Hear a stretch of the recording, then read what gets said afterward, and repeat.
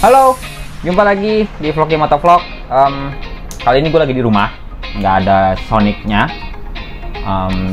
Nggak mungkin Sonic dimasukin sini, jadi tetap bahasnya seputar Sonic, tapi ya dengan apa backgroundnya yang nggak ada motor sama sekali, cuma ada helm tuh.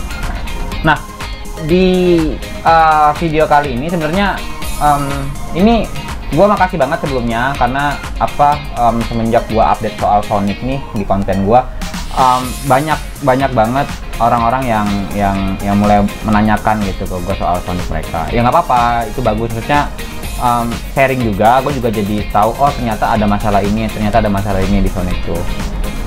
Tapi sebenarnya gini, gue juga punya Sonic ini kan baru ya, bukan yang udah lama banget sebenarnya. Jadi memang pengetahuan gue soal Sonic pun sebenarnya terbatas.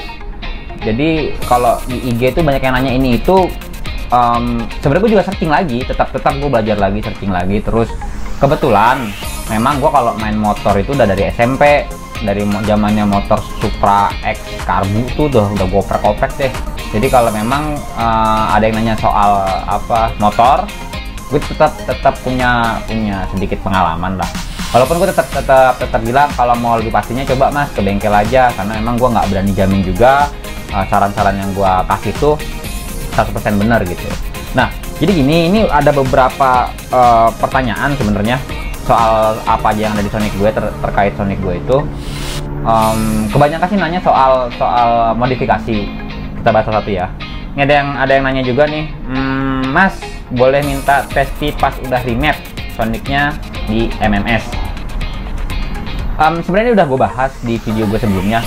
Gue cerita tentang gimana hasil remap di MMS, tapi nggak apa, gue bahas lagi.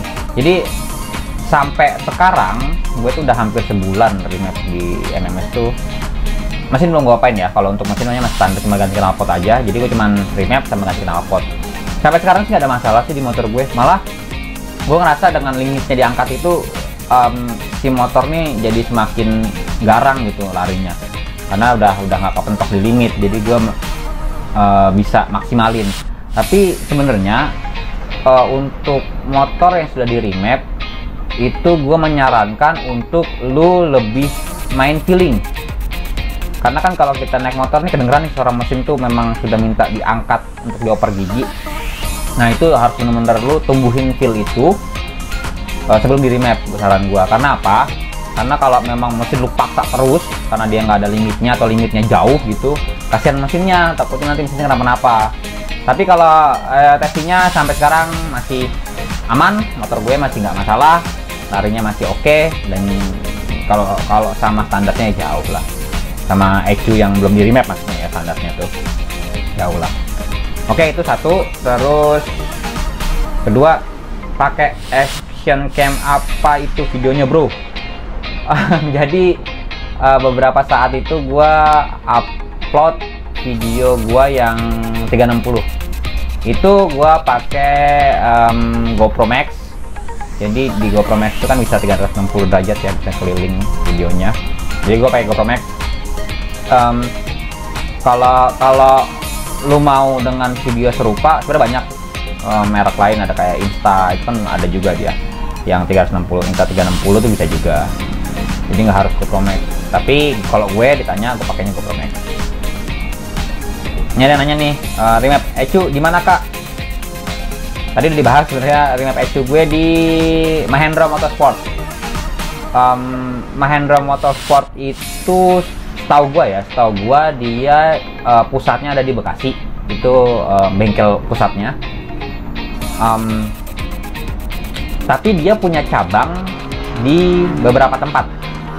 Jadi di Tangerang ada, di Cikarang ada, di Depok tau gue ada juga, di Depok juga ada. Jadi beberapa tempat tuh ada. Lu bisa tambangin aja bengkelnya. Dia kalau gue yang ngeliatnya dari IG-nya, dan di IG-nya itu ada nomor teleponnya, itu yang ready kalau lu telepon dia langsung bales, biasanya di WhatsApp langsung bales. Jadi gue pertama juga nggak tahu bengkelnya di mana. Gua nomor teleponnya gue catat, terus gua ngobrol dulu tentang remap ECU. Seru kok orangnya, nggak pelit ngomong gitu. Jadi buat gue sih rekomen untuk di bengkel itu. Tapi kekurangannya sebenarnya di Mahendra itu dia pakai Team Viewer. Apa bahasanya? Yang ngegerakin dari jauh itu Team Viewer kalau nggak salah nama aplikasi. Jadi sebenarnya yang remap lu tuh ada di Bekasi, tapi pakai Team Viewer tuh laptop yang ada di Tangerang tuh bisa digerakin. Nah itu butuh koneksi internet, butuh komunikasi yang bagus juga. Jadi kan lebih lama ketimbang langsung dikerjain sama orang di situ, karena yang ngerti soal remapnya itu aja di Bekasi doang. Gitu. Itu kemarin pengalaman gue kayak gitu. Jadi mondar mandir tuh agak lama, tunggu ya mas, katanya yang remapnya masih nggak on cam atau masih nggak di depan laptop, sabar dulu. Jadi agak lama di situ. Bang, request bang bikin konten San Mori dong. Konten San Mori boleh, nanti mungkin bikin lah ya. Cuman apa ya, gua konten San Mori itu udah banyak sih. Motovlog-motovlognya juga kontennya San Mori semua.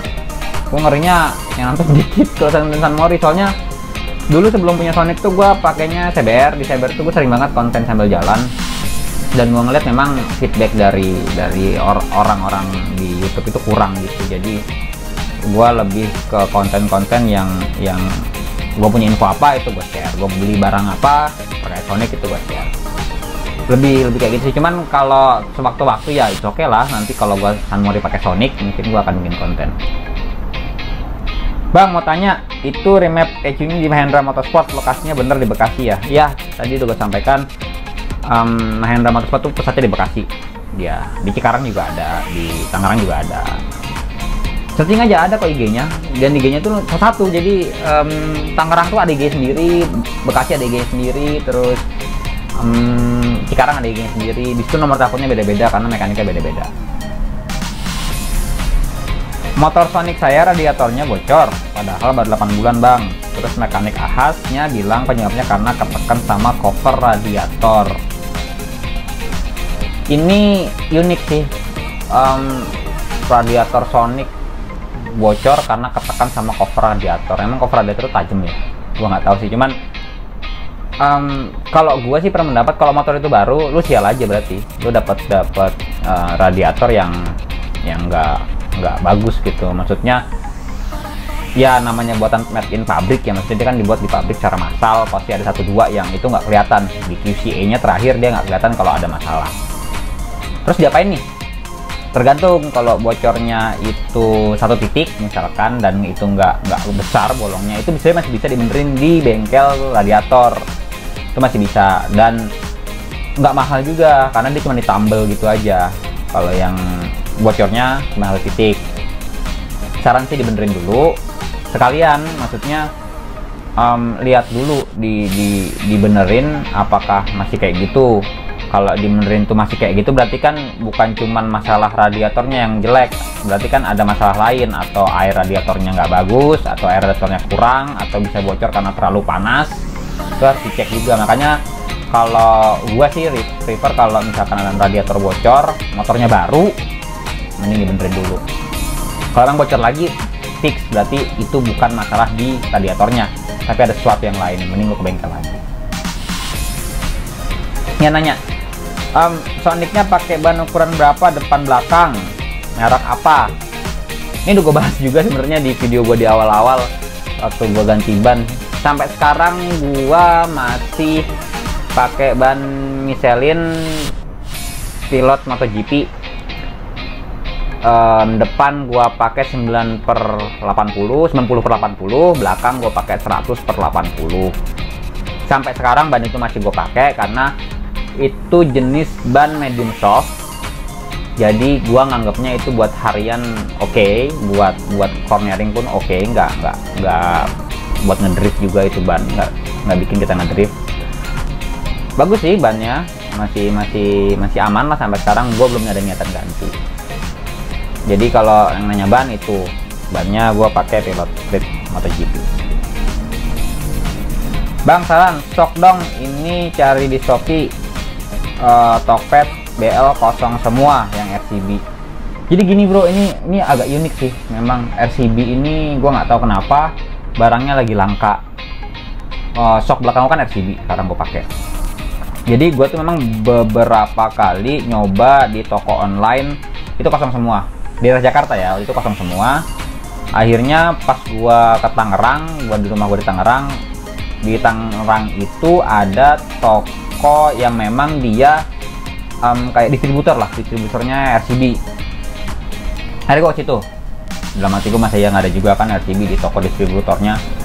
Tapi bener bro, pas gue tanya ada stok RCB nggak? Jawabannya satu, RCB itu sekarang lagi langka mas, karena kondisi pandemi seperti sekarang Malaysia itu mengurangi pengiriman barang ke Indonesia, satu. Terus yang kedua, di Malaysia sendiri memang pekerjaannya lagi dikurangin, jadi barang itu nggak seperti normal gitu, jadi dia produksinya nggak seperti normal, jadi produksi barang dikurangin, pengiriman ke Indonesia pun dikurangin. Jadi memang stok RCB-nya agak langka. Gua beli di Tokopedia itu dapatnya tokonya di daerah Bogor. Itu gua beli dengan harga di bawah 2 juta. Itu pun dia last stock. Jadi ada yang nanya ini gua kasih tahu kan. Gua beli di Bogor, tokonya ini. Terus dia nanya, itu kok udah habis? Ternyata itu last stock yang punya gua hoki banget masih dapat.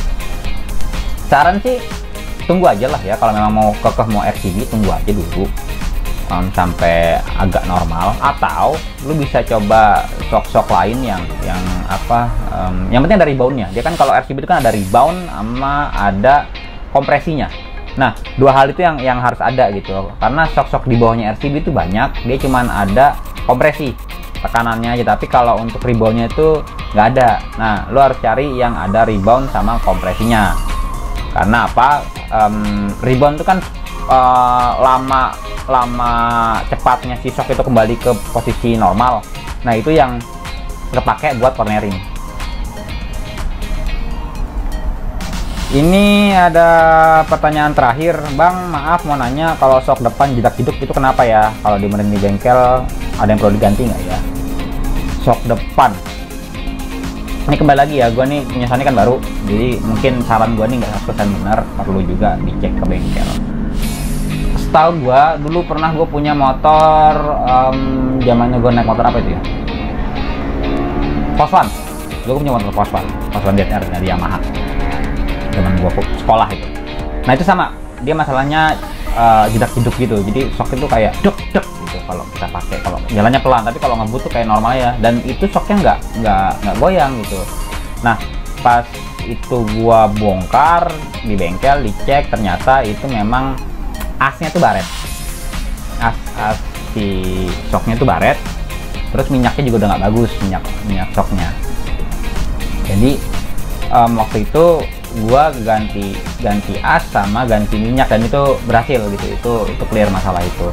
Nah itu mungkin bisa dicoba, karena pada dasarnya Poswan sama Sonic itu kan shocknya sama bukan shock USD ya, dia masih pakai shock yang biasa, dan menurut gua sama lah mungkin caranya, tapi harus dilihat juga, dicek di bengkel dulu, jangan ganti, karena kan beda motor beda masalahnya. Siapa tahu itu cuman olinya aja kurang, tapi shocknya belum, asnya belum baret gitu. Dan mungkin segitu aja, ini semoga menjawab pertanyaan kalian. Senang banget banyak yang nanya, karena apa? Karena kita bisa sharing, gue juga jadi tahu masalah-masalah yang ada di Sonic, gue jadi tahu bagaimana ngatasinnya. Kadang gue ditanya terus gue nanya balik gitu, kalau gini kira-kira gimana ya mas? Nah itu jadi sharing jatuhnya gitu. Mudah-mudahan kedepannya makin banyak, ilmu gue juga makin banyak gitu, dapat kawan juga makin banyak di IG, di YouTube. Oke gitu, thank you.